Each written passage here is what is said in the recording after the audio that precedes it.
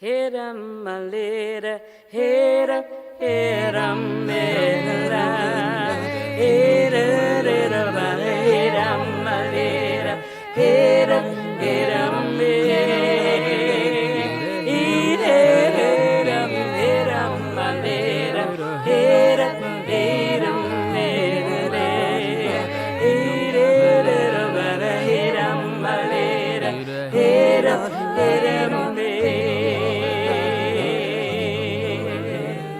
I don't know how my mother walked her trouble down.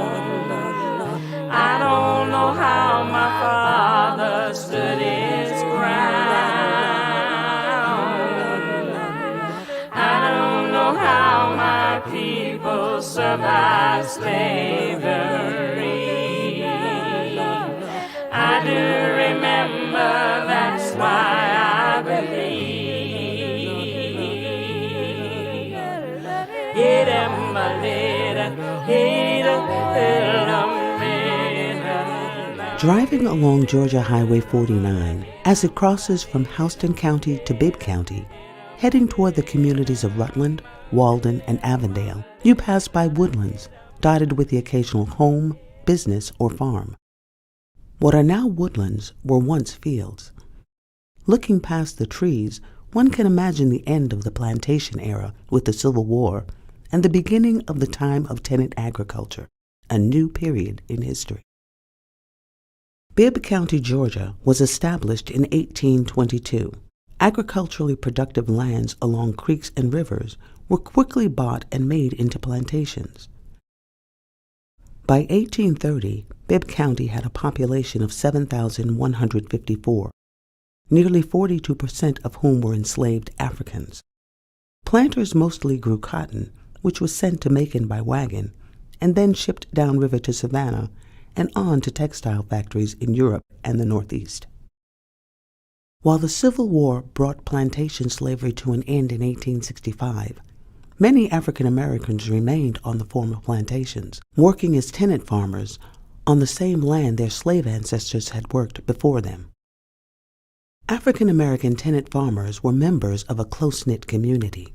Marriages between families built connections.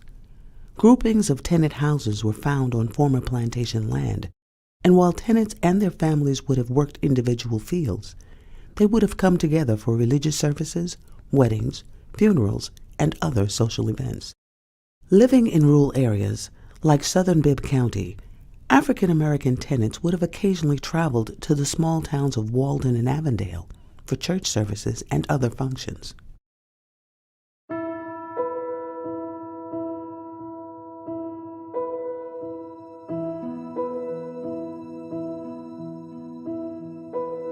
As African Americans left the region, some fields were abandoned and became wooded. A landscape was lost, forgotten. But clues to its past remain. That wooded triangle in the corner of Land Lot 130, it was never used for agriculture. Why not? What happened there?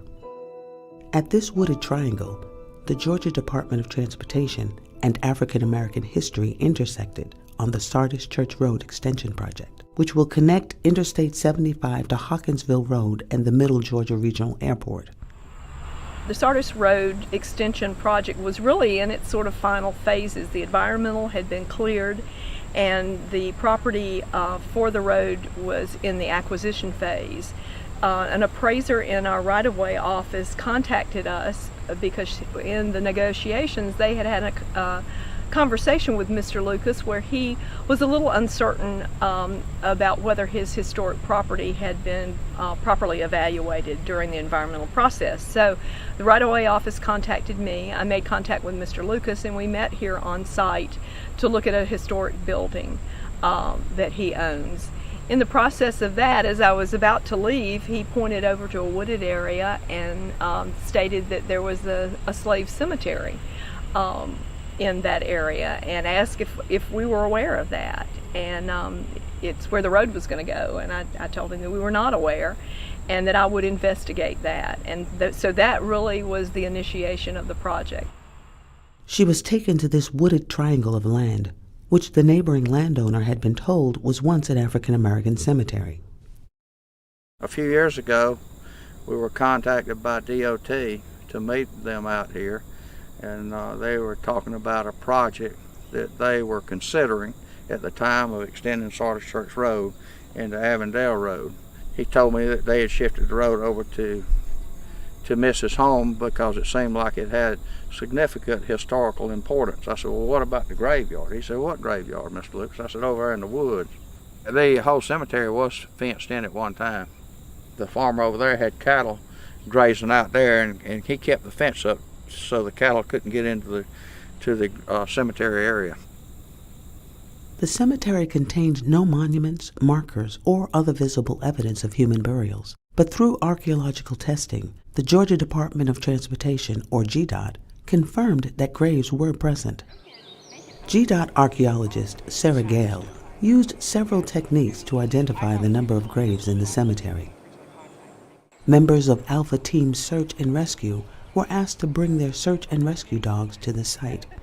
These dogs have been used to find human remains in various settings, and they have received training that allows them to identify human burials. Multiple dogs and trainers worked the area independently. All of the dogs marked locations where their sense of smell indicated burials might be found. Next, ground-penetrating radar, or GPR, was used to create a three-dimensional view below the ground surface. GPR also identified burials in the area. The presence of burials was confirmed with test trenches. Due to an established cemetery on one side and wetlands on the other, the proposed road could not be shifted to avoid the burial ground. In order to preserve and protect the remains, the decision was made to recover and relocate these graves. New South Associates, a cultural resources management firm, was hired to conduct this relocation. Since there were no records of a cemetery and it had no name, the project team called it the Avondale Burial Place because of its proximity to Avondale Mill Road. Under the direction of Dr. Hugh Maternus, New South used a backhoe to strip away the soil to where they could see stains in the ground left by the grave shaft. Soil stains, which archaeologists call features, are left where soil is dug up, mixed, and redeposited. The archaeologists were able to identify the locations of grave shafts as rectangular stains in the red clay. 101 burials were identified at the Avondale Burial Place. The archaeologists then began the process of excavation. Our initial expectation was that we were going to have a small group of individuals who are out here placed in a fairly tightly defined area. And we discovered that that was not the case at all, and in fact, we had three different groupings that are present. In African American communities, your families were very tightly knit social units, and you tended to bury with your own kinfolk. Most of the African Americans here in the South, some of the poor white farmers are people that are not terribly well represented in the historical record, and we don't know a whole lot about them.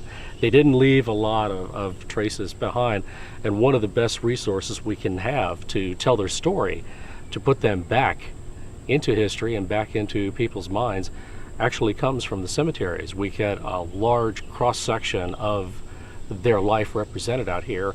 We learn a lot about the way they thought about things, what types of materials they had. The skeletons tell us an enormous amount of information about their lifestyle. The cemeteries in themselves, the way they're laid out, they tell us a lot about the way they viewed the world. For me, this is very exciting to be able to find a community where we know practically nothing about them and be able to reconstruct their world and tell their story. It gives them back a social identity, a social presence, which unfortunately they've lost through the passage of time.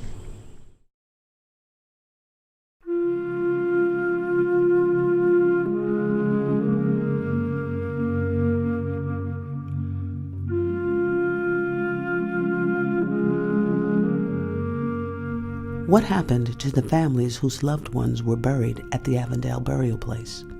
Who were they? Where did they go? Federal census records were used to map the locations of African American tenant families in the areas surrounding the cemetery in the late 19th century. These names were then used to search for potential descendants. GDOT hosted open houses during the project, sent notices to local African American churches, sponsored talks and presentations on the project, and generated press releases, all in the hopes of identifying descendants. Sharman Southall searched genealogical websites for descendants. Her efforts were met with success. She identified the descendants of two families, one African American and the other white, who had lived in the project area. After Mama died in 1961, I was going through some of her papers and I found a newspaper article back from 1943 from the Macon paper about this MacArthur property in Bibb County and about a quilt that had been made for one of the descendants. This article told about John MacArthur having come to Middle Georgia in the early 1840s and bought property there. The article told about where it was at the end of the runway of the Macon Airport, which was then called Cochran Field. And then I went from there to looking up census records, wills, deeds, and anything like that. But the will of John MacArthur that was written, I think it was 1846, was the thing that really gave me this interest in the MacArthur family.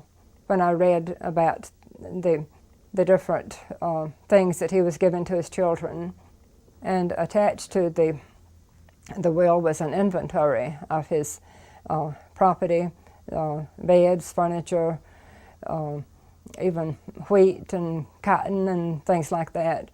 And it included 12 slaves and their names and ages. And it was the first that I knew of my ancestors having been slave owners. Tallery Boyd and Reverend Skip Mason were descendants of Ellen Barton and Hardy Thomas, two African American women who were likely born as slaves on the MacArthur plantation. The Barton and Thomas family names were frequently identified in federal census records for the surrounding area.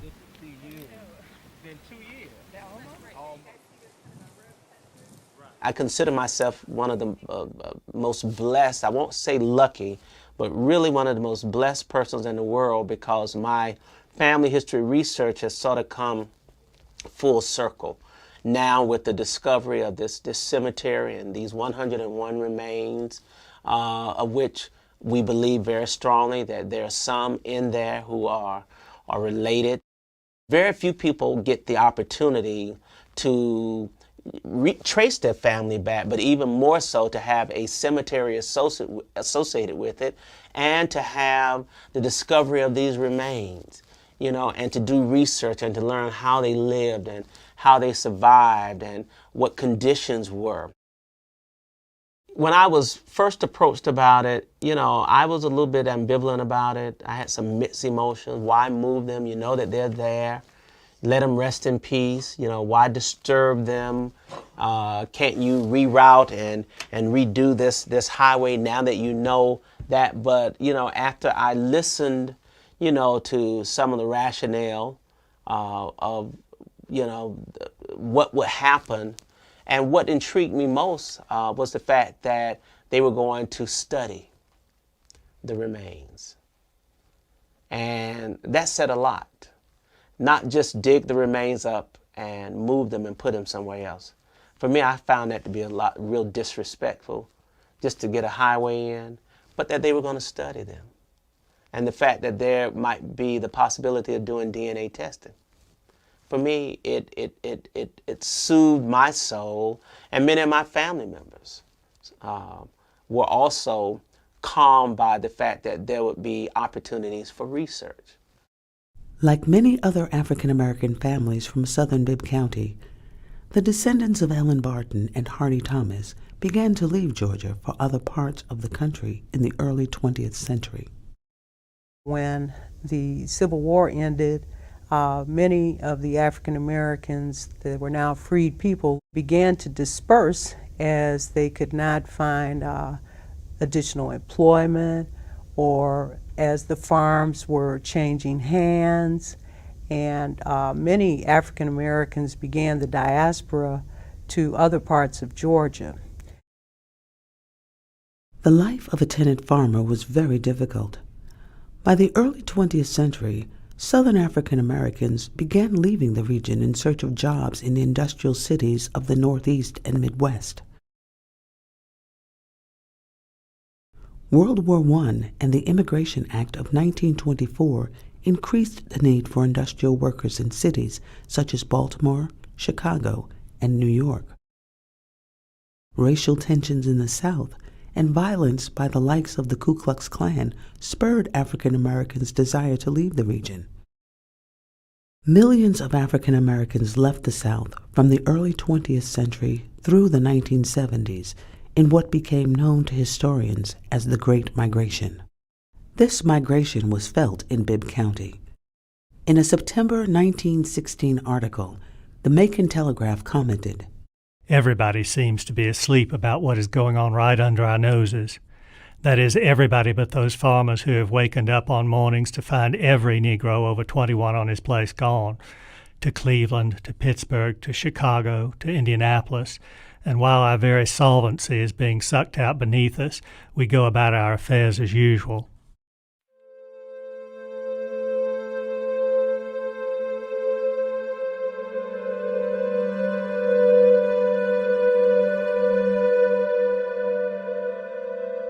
Of the 101 burials at Avondale, 63 were infants and children, a large number that reflects the difficult lives and early deaths of African American tenant farming families.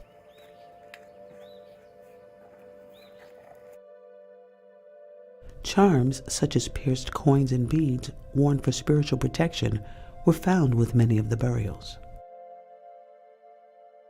One artifact, found with a young child, reflected the simpler aspects of life. I was working my way from the head to the feet, and as I got to the upper arm, I found something white. And I thought at first it was a shell, which is a pretty typical inclusion in African American graves. And as I uncovered it, I started uncovering the face, and it just sort of exposed her little face and then her hands. It was as if the little girl, about 2 or 3 years old, was cradling it in her arm. The mother or family lovingly placed the doll in with the child before they buried her.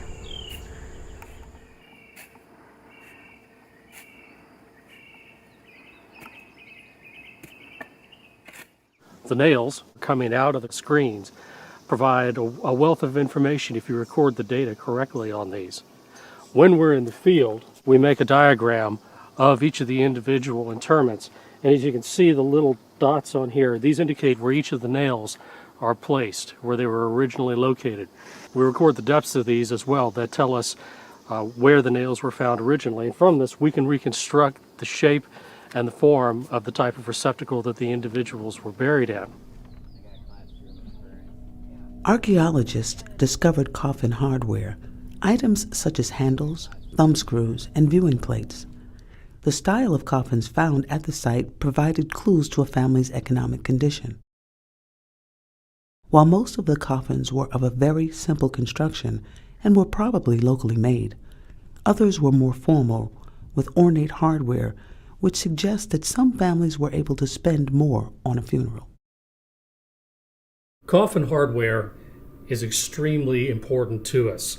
From an archaeological perspective, it appears in a very short period of time, and we can use this to precisely date some of the coffins and then some of the graves. For the people who are using these coffins, it served both functional and symbolic purposes.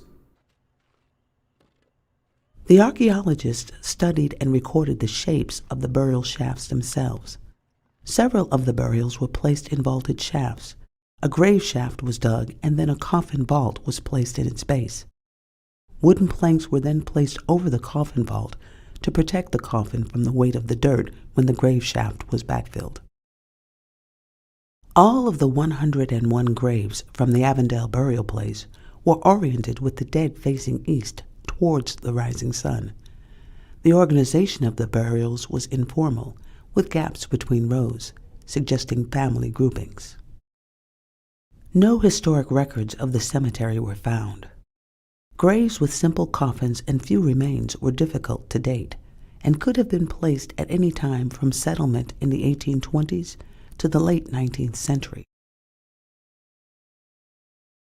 Some artifacts, such as a campaign token from William Henry Harrison's 1840 presidential campaign, found around the neck of one of the deceased, indicate that people may have been buried at Avondale Burial Place prior to emancipation. However, archaeologists were able to date the majority of the burials from 1870 to 1890 by identifying various types of coffin hardware, clothing, and other items. Physical anthropologist Valerie Davis analyzed the bones to determine the age, sex, health, and race of the individuals. When we bring skeletons back from the field, I pull them out of the tissue paper and I clean them up using paintbrushes and toothbrushes. Then I do all of my metric analysis so that I can see if they were males or females, how old they were, diseases they may have had, maybe what they died from, and I do that using my calipers, different kinds of calipers for different kinds of measurements. And I record everything on my skeletal forms so that when I write my report, I have all the information right there in front of me. This analysis and DNA testing conducted at the University of Oklahoma confirmed that these were the remains of African Americans. The analysis showed that the Avondale Burial Place community performed hard physical labor. They had poor nutrition and inadequate health care. Damage to bone joints in the arms and legs of adults showed that many had literally worn out their bodies long before becoming old. Over half of the burials in the cemetery were infants and children, a much higher percentage than what would have been found in European American populations at the time.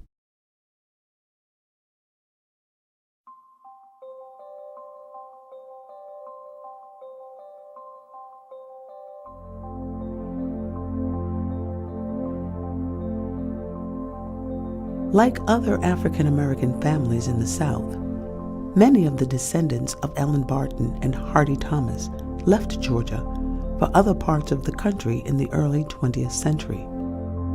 They settled in New York, Illinois, Florida, and various other states. For over 25 years, members of the Barton and Thomas families have held reunions where genealogical research, old photos and documents, and oral traditions are shared. As attendance at these reunions has grown, lost connections have been restored. Lorenzo Wilder, Thomaston, Georgia. Tawanda Myrie from Queens, New York.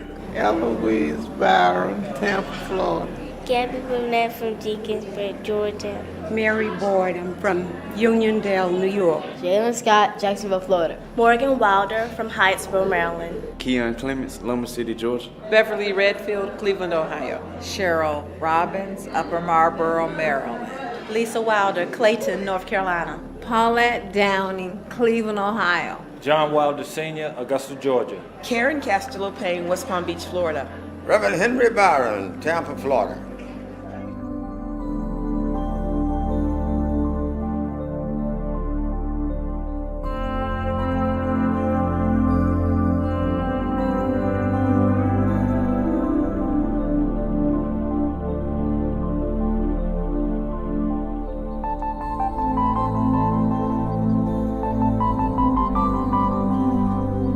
A reunion was held in Macon, Georgia on Memorial Day 2010.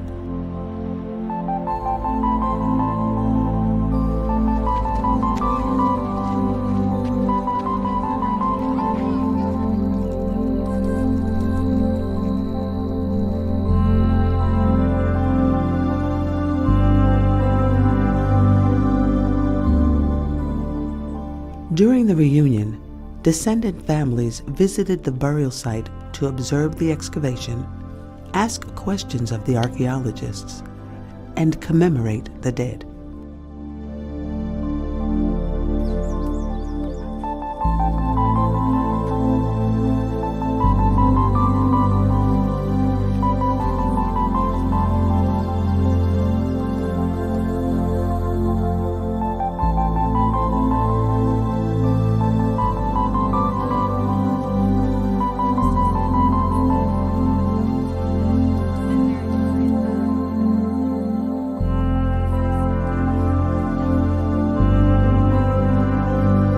Didn't really know anything about the family. We just came together and met each other, and then now to find out that we have ancestors that were buried here is fascinating. And unfortunately they don't survive as well, but there are several traits on the public that should be able to. The more we search out and try to find out different little things, it seems like they're opening up paths to let us know, okay, you need to go this route and maybe look more into this. I don't know, I just feel like that sometimes, like a lot of the things that I research, that the spirits are there to guide me a little bit because they know I'm searching for them, so they're going to help me out in finding them. So eventually I think we'll kind of get a little bit more of a feel of the family structures of who are really buried here, and if they are my ancestors. Nobody even knew this place existed. So by us uncovering it, it's like we're remembering them in some kind of way, even if they're not related to me. Yeah, I still feel a connection. Thank you right now, Lord, for this beautiful day, this wonderful, gorgeous day, Lord.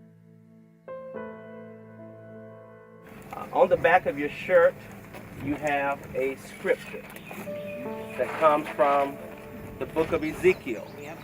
And it says, "The hand of the Lord was upon me, and he brought me out by the Spirit of the Lord and set me in the middle of a valley. It was full of bones. He led me back and forth among them, and I saw a great many bones on the floor of the valley, as we've seen today, the bones that were very dry. He asked me, 'Son of man, can these bones live?' I said, 'O sovereign Lord, you alone know.'" Well, I have prayed and asked God for some confirmation whether or not these bones live. And the answer is yes. These bones live in us. We are the descendants of these people, our ancestors, those we know and those we don't know. I think all who are here have been incredibly enlightened, and it's been a life-changing experience for many of us to see what happens after we commit our beloved and loved ones to the earth.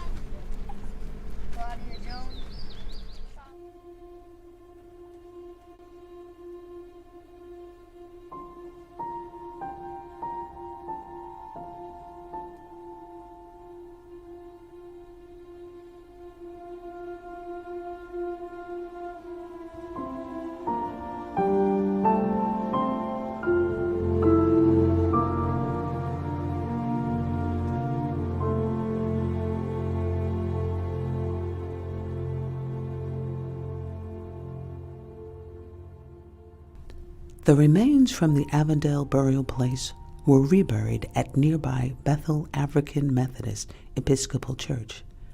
Descendants of the Barton, Thomas, and MacArthur families and others attended a memorial service at this new burial ground in February 2012.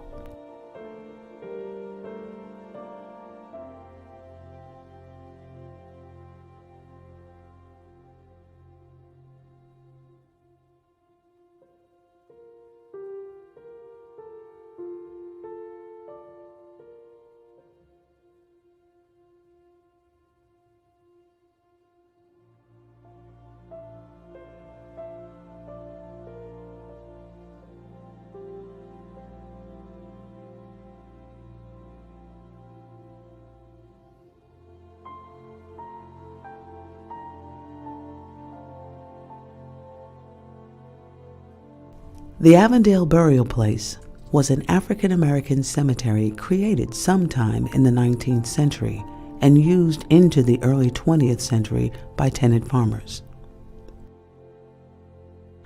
The discovery and analysis of the Avondale burial place helps us to understand African American life and death in the rural South, to bring light to a historic African American place and give new life to old bones. The Avondale burial place, once forgotten, is now remembered.